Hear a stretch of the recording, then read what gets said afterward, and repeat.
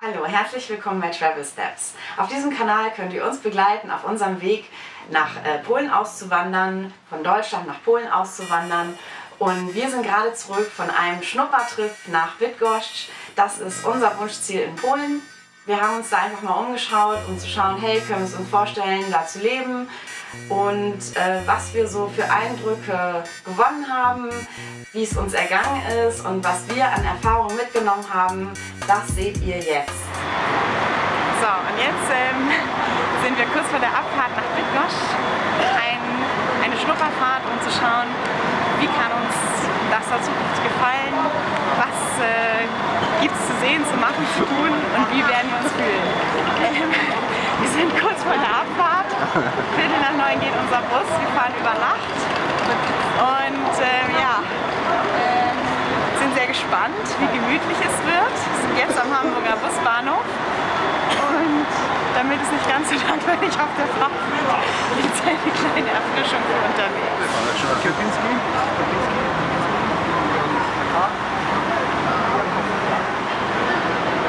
Ten autobus jeszcze dalej.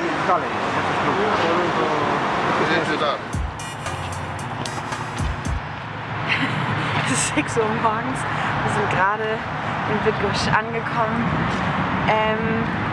Noch dunkel, es ist noch nicht viel offen und ja, wir versuchen jetzt mal etwas zu finden, wo wir einen Kaffee trinken können und uns aufwärmen, bevor wir dann in unser Hostel gehen und uns auf den Weg machen, die Stadt zu erkunden. Wir sind noch ganz schön müde, die Busfahrt war relativ entspannt, aber ja, schlafen nachts im Bus im Sitz ist halt so eine Sache.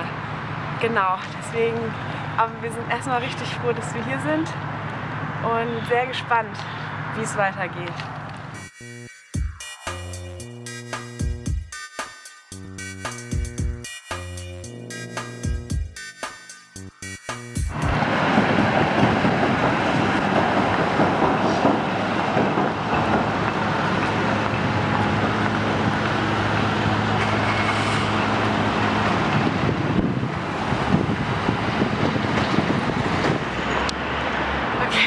Wir haben 3 Stunden rumgekriegt, es ist jetzt kurz vor 9 und wir versuchen jetzt ins Hostel einzuchecken. Wir hatten gerade zum Frühstück einen leckeren Kaffee und eine Schnecke und haben schon ein bisschen die Stadt erkundet. Das ist keine Schnecke. Drożdżówka. Drożdżówka. Drożdżówka. Yeah. Drożdżówka? Und jetzt hoffen wir, dass wir bald einchecken können, denn es ist kalt. Sehr kalt. 6, ne?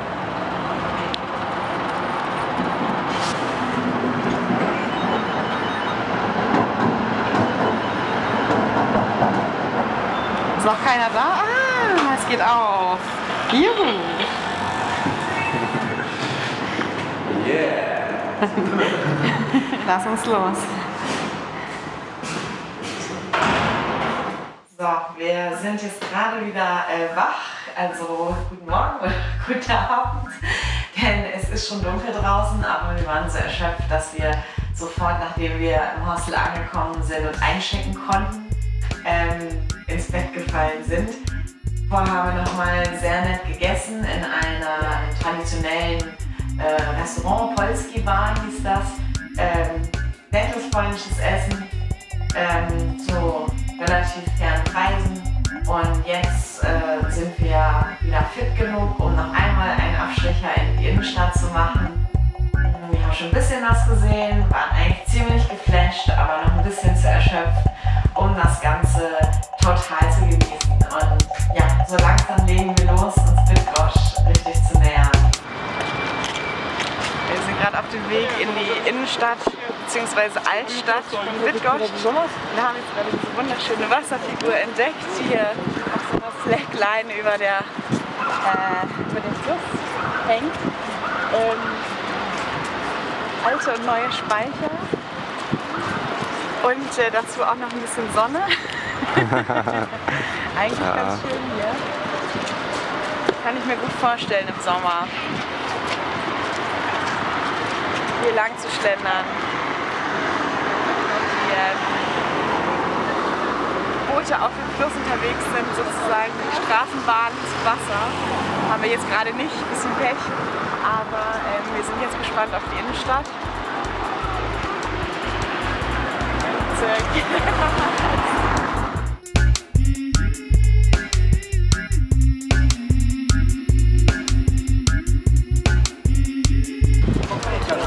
wir gehen jetzt auf den alten Marktplatz. Stare Rynek.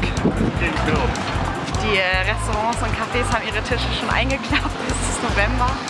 Aber ja, wenn die ganzen Cafés und Restaurants, die es hier alle gibt, im Sommer wirklich irgendwas hier draußen veranstalten, glaube ich schon, das ist ziemlich nett.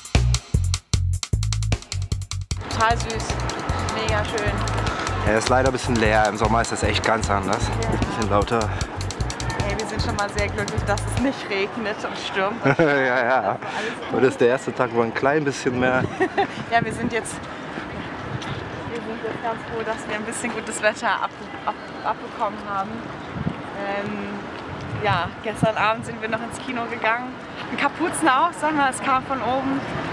Was super nett ist, wenn man hier ins Kino geht, man hat die Filme eigentlich immer in der Originalsprache.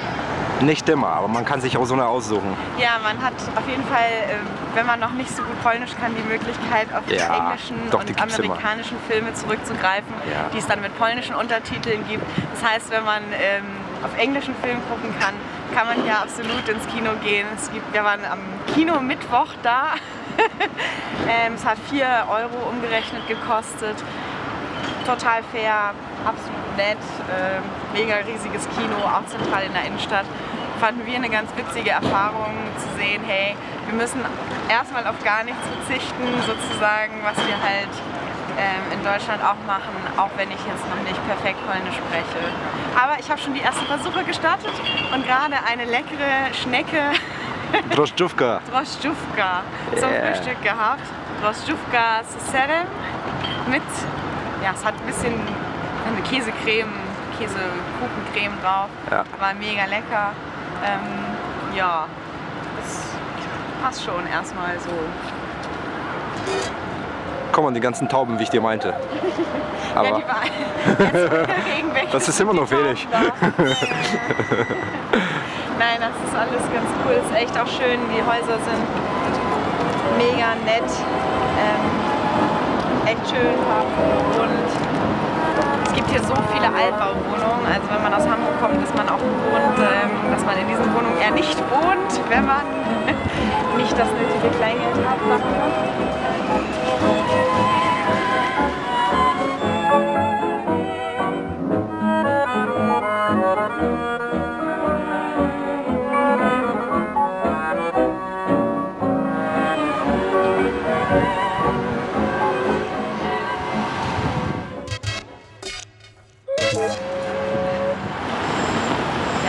Ein ganz besonderes Exemplar entdeckt.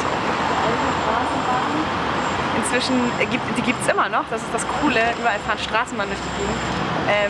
Die hier stammt aus früheren Zeiten. Schau mal, wahrscheinlich ist sie sonst Touristeninformation, aber jetzt gerade einfach mal nicht auf.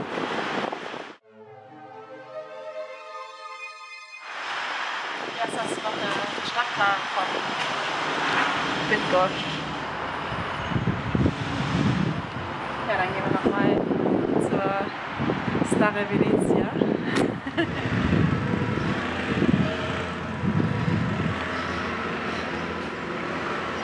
So, hier haben wir nochmal den Blick auf Stare Venezia.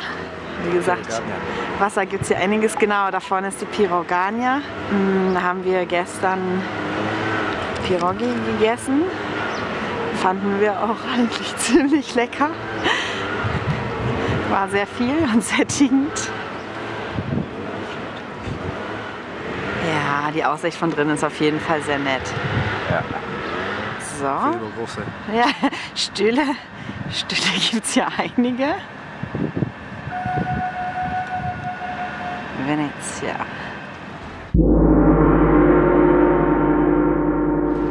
Hier chillen normalerweise die Bydgoszczaner im Sommer.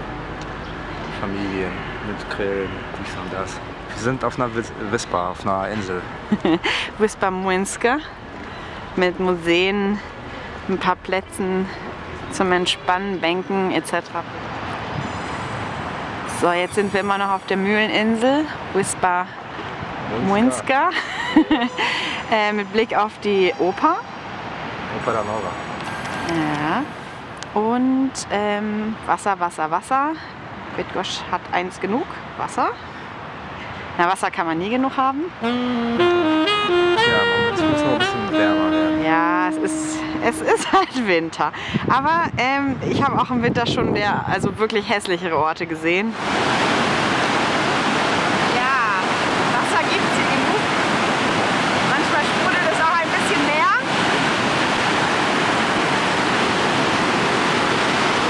Tatsächlich gibt es hier einen Kanuverleih. Ja, auf einem netten Familienausflug ist das doch die perfekte Stelle, um mal ins Wasser zu steigen. Oder auch nicht. Sehr mutig. Blick auf die neue Oper.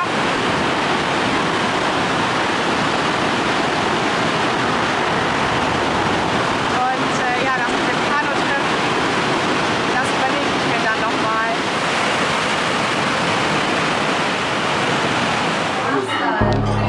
Okay, jetzt sitzen wir im Restaurant und ich kann es kaum erwarten zu starten. Es sieht fantastisch aus. Bin gespannt, wie es schmeckt. Wir haben Naleśniki mit Ziegenkäse, Butterbeete, Cranberries und ich glaube irgendeiner Suppe, Marsch und ein Grapefruit-Bier. Und ich habe total Hunger. Ich freue mich total auf dieses Essen.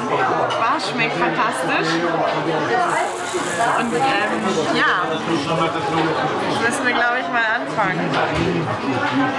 Der Naleśniki, die Naleśniki, also das Brot. Ja, Czerwone. Na, ist nicht ganz so dein Ding? Ja, voll Cool, ne? lecker. Ja, nice. Voll lecker. Cooler Laden auch.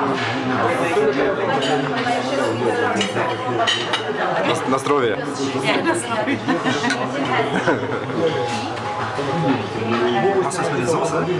Ja, musst du ein bisschen Soße drauf streichen. Erst dann wird es geil. Ist gut? Interessant, auf jeden Fall. Ja, anders, ne? Was anderes als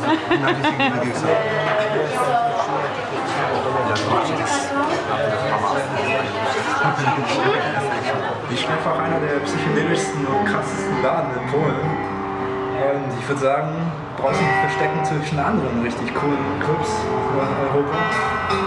Wenn ihr mal in Bydgoszcz seid, schaut doch mal echt rein. Ihr werdet es nicht bereuen, wenn ihr auf extreme, psychedelische, abstrakte, kunstvolle, interessante, unvergessliche Sachen steht.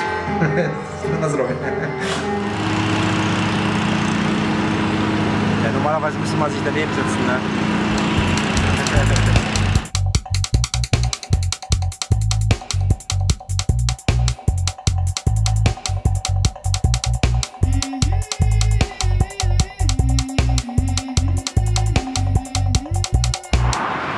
Okay, was hier wirklich cool ist, man kann hier wirklich Stadträder ausleihen. Und die ersten 20 Minuten sind kostenlos, ne? Sind kostenlos. 20 Minuten sind kostenlos. Immer. Also nicht nur die ersten, Das ist sondern echt jedes Mal, wenn du 20 Minuten nur fährst, kostet es echt nichts. cool. Und die Stationen gibt es auch überall in der Stadt. Warte mal, bis ein Kranberg kam. An der anderen Seite jetzt schon.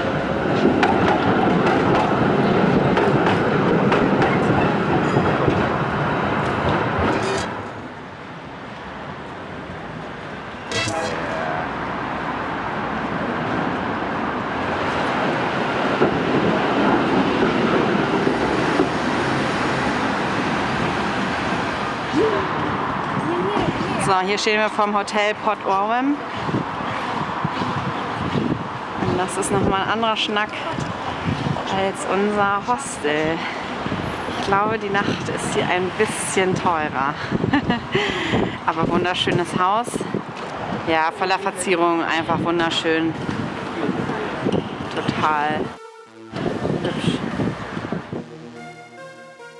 Ja, und mitten in der Stadt von Bydgoszcz treffen wir auch Marian Rejewski, den Brecher des Indie-Parcours.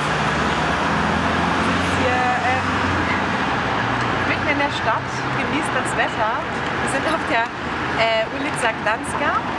Und er kommt aus Bydgoszcz. Deswegen hat man ihm hier ein Denkmal gesetzt, beziehungsweise findet auch Spuren von ihm an jeder Ecke. Sein Wohnhaus, Bilder, Informationen. Er ist sozusagen der Stolz der Stadt. Und wir lassen ihn jetzt mal und gehen ein bisschen weiter.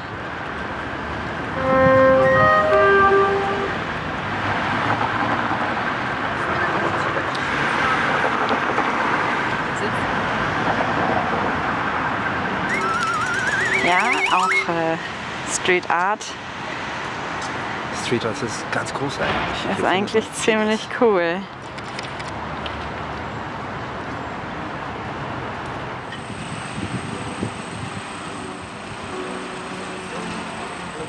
Musikerviertel? Schule, Musikschule. Hier habe ich früher Geige angefangen, Musik. Noch als ich in Polen gewohnt habe. Hört man das? Weiß ich nicht. In diesem Viertel ist das so, man kann hier, besonders im Sommer, wenn man hier manchmal vorbeischaut, wenn die Fontänen hier spritzen und fließen und man einfach mal durch den Musikerviertel durchgeht, dann hört man auch schon mal eine Harfe oder eine Trompete oder irgendein Gesang. Das ist ganz andächtlich und ein bisschen melancholisch und schön. Also die Tauben irgendwie schon mal nicht. Das ist Andrzej Schwalbe, der Leiter der Philharmonia Pomorska. Eigentlich würde ich hier weiter zur Schule gehen, dann würde ich vielleicht in dieser Philharmonia als Geiger enden, vielleicht sogar unter seiner Leitung. Aber hat leider nicht ganz geklappt. Trotzdem habe ich das im Herzen. Das sind 70er. Varieté, wow, Rocks, absolut die Rocks. Psychedelic Jazz, 20, 30 Jahre Band.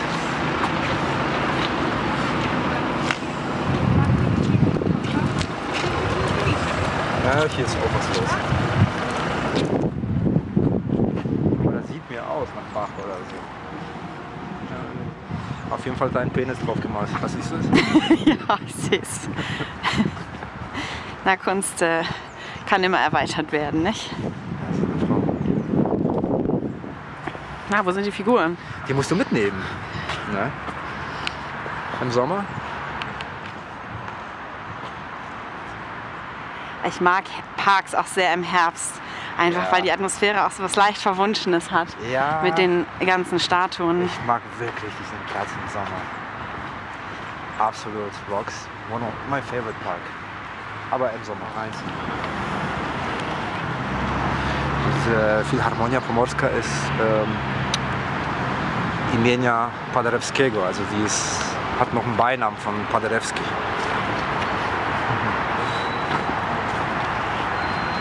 Sehr cooler Komponisten. Hier sind wir beim Denkmal von einem der größten Schriftsteller der polnischen Literatur. Quasi jedes Kind lernt es in der Schule, Henryk Sienkiewicz. Er hat die Trilogie geschrieben, quasi ein zeitgemäßes Dokument in der alten Sprache, wie das war. Zum Beispiel 1683, als die Osmanen von Wien waren und die Polen sie aufgehalten haben. Es ist sehr interessant, sehr farbenfroh. Es gibt auch 3 Filme darüber. Und ja, das ist ein Denkmal. Ja, und sehr zentral an der Innenstadt gibt es auch wirklich nette Parks und Wohngegenden, ja, die schon sehr nett sind. Wir wissen gerade noch nicht ganz genau, ob die für jeden sind, aber nicht schlecht.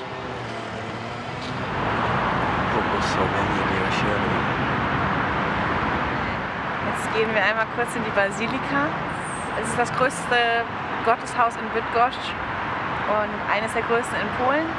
Wurde nach dem Vorbild des römischen Pantheons entworfen. Ja, ist auch sehr eindrucksvoll. Ja, schauen wir doch mal rein, ob es da drin genauso aussieht wie draußen. Ja, und interessant ist auch, dass dieses Gotteshaus gegenüber von der Shopping Mall Opus Einkaufscenter mit Kino steht, also nicht weit.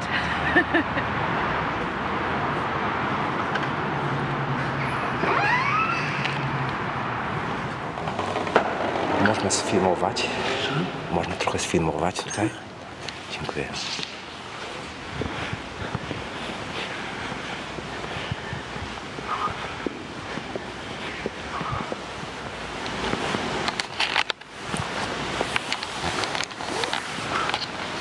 Und jetzt sind wir in einer der Shopping Malls von Bydgoszcz.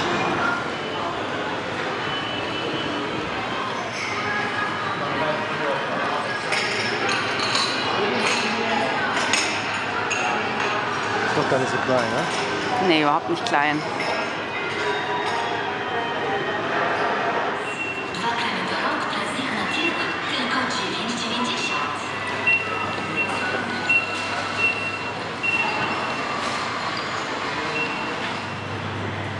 Ja, die Bierabteilung hat es in sich.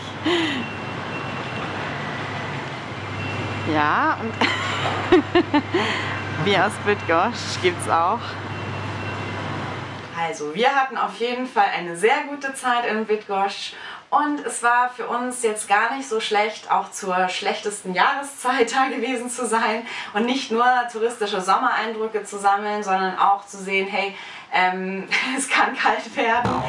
Wie sieht es da aus, wenn es regnet oder auch mal recht frisch wird? Das wird es. Also Polen ist nicht das Auswanderungsland für Wetterflüchtlinge aus Deutschland. Das haben wir schon relativ schnell begriffen. Was allerdings sehr erstaunlich ist, wir hatten trotzdem eine super Zeit in Bydgoszcz. Und das lag zum einen auch daran, dass wir in einem Hostel abgestiegen sind, in einem Traveler-Hostel, in dem wir Leute getroffen haben, die ganz ähnliche Ideen hatten, die auch irgendwie das Gefühl vermittelt haben, dieser Ort ist halt ein Raum oder generell kleine Städte in Polen, mittelgroße Städte in Polen können Orte sein, in denen man sehr viel Raum für Entwicklung hat, in dem noch vieles machbar ist. Die sind noch nicht fertig. Also in Hamburg haben wir halt immer das Gefühl, es ist alles fertig. Es ist sehr schwer, irgendwie eine Nische zu finden oder seine Projekte umzusetzen. Und wir hatten das Gefühl, dass wir dort gleich auf Leute getroffen sind, die sehr offen waren und ja, uns irgendwie ein gutes, zuversichtliches Gefühl gegeben haben, dass man dort einiges umsetzen kann. Das Ganze hat sich dann halt auch in einem alternativen Club abends beim Bier fortgesetzt, wo wir auch vielleicht Leute kennengelernt haben und super schnell in Gespräche verstrickt waren über alle möglichen Dinge, Zukunftsperspektiven etc. Hat super Spaß gemacht, wurde dann halt auch gleich gefolgt von einer polnischen Party in den nächsten Tagen, auf der ich auf jeden Fall verstanden habe, dass Polen sowieso sehr leckeres vegetarisches Essen machen können und dass ich noch sehr viel mehr Training brauche beim Wodka trinken. Also hat echt Spaß gemacht, viele nette Leute kennengelernt und das ist halt auch etwas, was uns hier selten passiert ist, dass wir so spontan einfach plötzlich abends ja, bei sehr netten Gesprächen und guter Musik bei Leuten in der Wohnung sitzen und dann halt einfach eine sehr gute Zeit haben. Was uns aufgefallen ist, die Preise in Polen sind nicht unbedingt überall nur niedrig. Also Polen ist definitiv kein absolutes Billigland. Geht man in den Supermarkt, hat man ähnliche Kosten für Wocheneinkauf wahrscheinlich wie in Deutschland, vielleicht ein bisschen niedriger, ein bisschen abhängig davon, was man kauft und wie man das Ganze angeht, aber auch in Polen kosten Dinge Geld. Was uns aufgefallen ist, in den Restaurants und Bars war das Ganze sehr viel günstiger, also das leckere polnische Essen kriegt man halt auch für einen sehr angenehmen Preis. Wenn man 1 und 1 zusammenzählt, kann das eigentlich nur daran liegen, dass Leute grundsätzlich in Polen ein bisschen weniger verdienen als in Deutschland. Das ist uns auch in Gesprächen aufgefallen mit jungen Leuten, dass sie nicht unbedingt ganz so zufrieden waren mit dem Verhältnis von dem, was sie leisten, was sie verdienen. Deswegen sollte man, wenn man nach Polen auswandert, sich einen ganz guten Plan überlegen, wie man dort finanziell über die Runden kommen möchte, wie man sich finanzieren will. Insbesondere, wenn man die Sprache noch nicht so gut kann, sollte man eigentlich mit einer guten Idee dorthin gehen. In unserem Fall ist es so, dass wir in Deutschland halt auch Projekte haben, freiberuflich und auch selbstständig unterwegs sind und wir durchaus Möglichkeiten sehen, das halt auch in Polen fortzusetzen und das ist dann halt unser Weg. Aber wie gesagt, ja, man kann da nicht einfach hingehen und denken, man kommt ins gelobte Land. Also man sollte sich was überlegen, das kann ich nur ausdrücklich sagen. Trotzdem haben die Leute da sehr viel Spaß, das ist keine Frage, nur ja, man sollte das auch nicht leichtfertig angehen, aber ich glaube, das ist dasselbe. Wenn man in jedes Land auswandert, muss man sich irgendwas überlegen, wie das Ganze laufen soll und wie Geld in die Kasse kommen soll. Was uns aufgefallen ist, ist, dass Wohnungen ein bisschen günstiger sind. Also wir leben zurzeit in Hamburg, eigentlich ist alles günstiger als Hamburg. Aber insbesondere dort ist uns auch aufgefallen, hey, das ist machbar. Es ist nicht so, dass uns da horrende Kosten erwarten und der Wohnungsmarkt um einiges entspannter zu sein scheint, was uns erstmal sehr zuversichtlich nach vorn blicken lässt. Und ja, demnächst steht das auch an, dass wir dann nochmal näher auf die Wohnungssuche eingehen, uns auf Internetportalen informieren, einfach mal schauen, was ist möglich, erste Kontakte aufnehmen und auch weitere Fragen klären wollen, wie ganz konkret, wie sind die Kosten für Versicherungen, für Steuern, was erwartet uns, um einen guten Überblick zu haben, ja, was müssten wir leisten, um ein schönes Leben in Polen zu haben. Und ja, also erstmal sind wir jetzt total positiv eingestimmt und freuen uns, dass das Projekt erstmal so weit weitergehen kann und wir halt unseren Weg machen.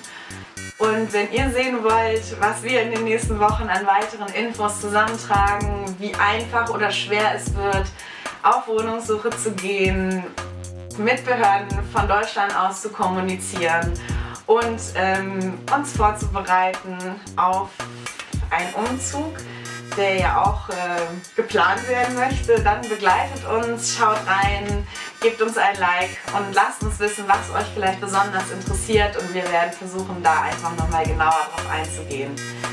Wir freuen uns, wenn ihr bei uns bleibt und mit uns dieses Projekt zusammen angeht.